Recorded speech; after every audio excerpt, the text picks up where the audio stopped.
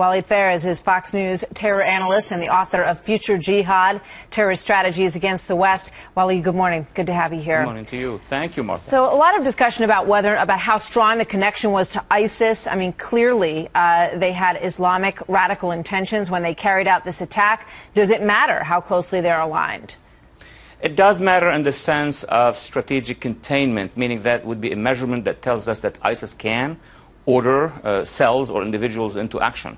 But it does not matter in terms of radicalization, as the chairman was mentioning a few seconds earlier. I mean, you have a much larger pool in the United States of individuals who have been indoctrinated, online or offline, doesn't matter, and then radicalized. And it's at that point, when they are radicalized, committed jihadis, then you ask yourselves, are they connected to ISIS or not? Were they connected to Al-Qaeda or not?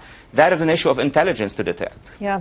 You know, in terms of finding these people in our country, which we have to do, how good are we at this? I know that we've, changed the rules about warrants. It's tougher now to get a warrant to tap someone's cell phone in this country. Do you think that's a good idea? I think it has become much more difficult over the past 5, 7, maybe 8 years because of the fact that we have removed the most important tool. The most important tool is the narrative. What do we do usually when we have a case like this one, both in the media and in government? We rush to Twitter, we rush to Facebook. Well, that has to be done before in a much wider scale. Because once the case is over, they are dead now, then we are realizing that they had a narrative that was radical. We need to detect the narrative before they act. But the one individual, Elton Simpson, the FBI knew about him for 10 years. My concern when you look at the Boston bomber and you look at this situation, do we have enough ability to surveil these individuals and to keep a watch on them? In principle, we do, because we have a combination of two things. We have citizens, and citizens in the past, I'd say 65 cases that we had in North America, including the United States, have been very important in detecting, first line of detection.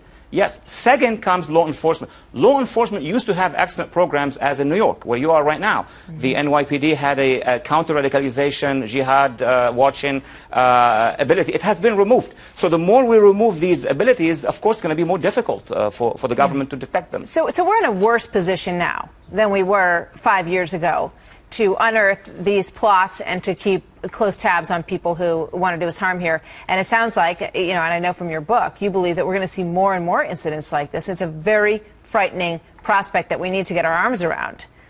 It is because it's like a cone. It's opening. The cone is opening. If you review all these cases, and I'm sure law enforcement analysts have done so, and universities have done so, we see that the type of people involved is really widening. It's not. It's convert and non-convert. It's people who have traveled and non-traveled. It's females and males. It's any nationality. I mean, the old idea of these are people coming from the Middle East to harm us on 9/11. This is gone.